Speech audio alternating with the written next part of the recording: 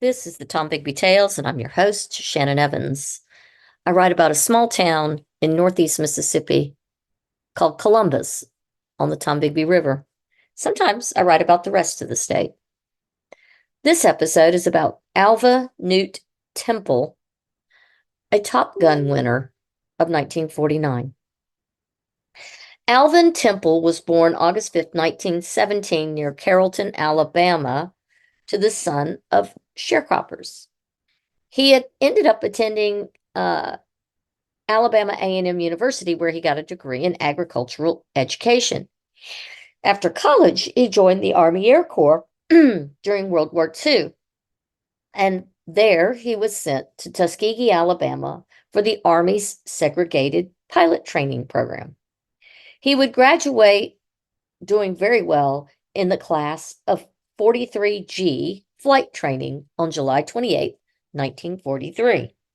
He was then assigned to the 99th Pursuit Squadron in the 332nd Fighter Group, where he flew 120 combat missions over Europe in a Red Tail P-40 and eventually a P-51 Mustang, where he earned the Distinguished Flying Cross. He was known for being unflappable even under immense battle pressure. The 332nd Fighter Group lost the fewest bombers they escorted in the European theater, and as such were awarded eventually a Presidential Distinguished Unit Citation for their service. After the truce was called and victory in Europe was declared, the 99th, along with the 332nd Fighter Wing, would be reassigned and deactivated post-war. But just 2 months before deactivation, there was to be the first U.S. Gunnery Meet in the Nevada desert. That meant each stateside fighter group was tasked with sending 3 pilots plus 1 alternate to compete. Captain Alva Temple, First Lieutenant James Harvey III, First Lieutenant Harry Stewart Jr., and alternate First Lieutenant Halbert Alexander would attend, where they won an internal competition within their unit, where they qualified to go to the meet in Nevada to represent the 332nd in the propeller class of aircraft. They won their class in Nevada by scoring the most points in every category in the competition. In the 10-day competition, there were 6 events: aerial gunnery at 20,000 feet, aerial gunnery at 12,000 feet, dive bombing, skip bombing, rocket firing, and pedal strafing. The team, led by Temple, led every event in their P-47N Thunderbolts. The win by an all-black team of combat-sharpened pilots was significant. It shattered the myths and stereotypes of the then Jim Crow America. These men broke every rule of what white military leadership thought black soldiers were capable of. In the early 1930s, the Army War College had commissioned a study of, quote, the Negro, and produced a War College report of 1936 of their finding. Their study was woefully unscientific and biased and consisted of surveys and interviews with white officers who had commanded Negro troops during World War I. Per the, quote, study, Negro soldiers were considered childlike, careless, shiftless, irresponsible, secretive, superstitious, immoral, untruthful, comic, emotionally unstable, lacking in morality, and yet they were musically talented with a great sense of rhythm. If fed, they were found to be loyal and compliant. So every white commander was made to read and study this and to carry it with them as they entered into World War II. As World War II training began in earnest and the rigorous programs were filled with students, the washout rates for pilot training were first tracked. White pilot training programs had a 63% washout or failure rate. The rate at Tuskegee, where Temple attended, The first class was only a 40% washout rate. White leadership felt threatened by this, so they made the Tuskegee rate they forced the Tuskegee rate to be raised to 70% or higher. Students at Tuskegee were ordered washed out for shoe shine violations, curfew violations, etc. They were flunked for non-flying related criteria that were not applied to their white pilot contemporaries at other pilot training programs.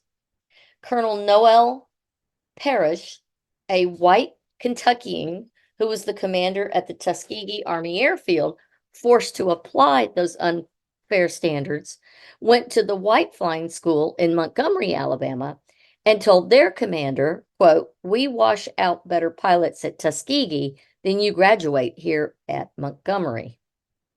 This was the same standard and attitude the men of the 332nd encountered when they won a 3-foot-high trophy flying those F-47s, which are essentially souped-up P-47 Thunderbolts, propeller-driven planes in the Nevada desert in that competition.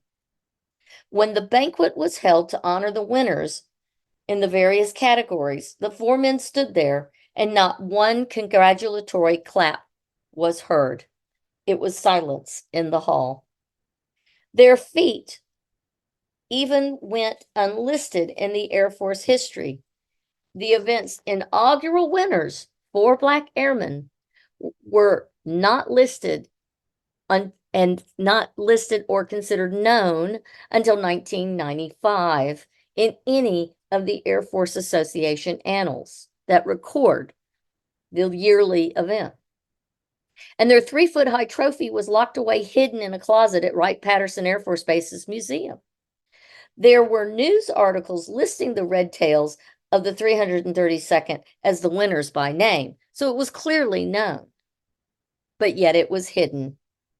Temple would go on to serve in the U.S. Air Force until 1962 when he retired to Columbus and bought a Gulf gas station and opened Temple's radiator sales and auto repairs out on Highway 69. He became an active community member and local state leader, and he served almost a decade on the Mississippi State Department of Natural Resources Committee and was very active in his church and community.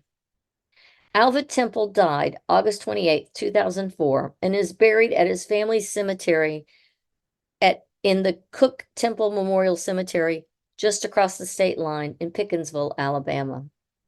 He was awarded a posthumous Congressional Gold Medal in 2007 in national appreciation for his distinguished achievements and personal contributions during World War II.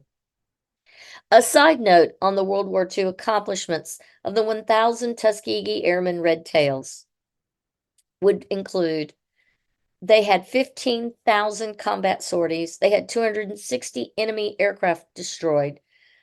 The men would earn 150 flying crosses and legions of merit with multiple oak leaf clusters. 700 air medals and additional clusters were earned.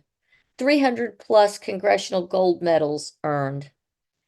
And the first U.S. pilot, Roscoe Brown, would be the first to shoot down a Messerschmitt for the U.S. in aerial combat. It's amazing to me how this is less than 80 years ago that these people served in Europe and fought so hard in a time where German POWs had more civil rights in this country than they did when they returned from war. It makes me ponder why Alva Temple would come to Columbus and become so involved in the community when the rules that were always against him were so hard and so difficult. And yet he came back, and not only did he serve his country with great pride, he would then come back and serve his community also. He truly was a man from the greatest generation. I want to thank you for coming along on my little podcast, The Tom Bigby Tales. and for joining me to salute this great man, Alva Temple of the Tuskegee Airmen. Until next time.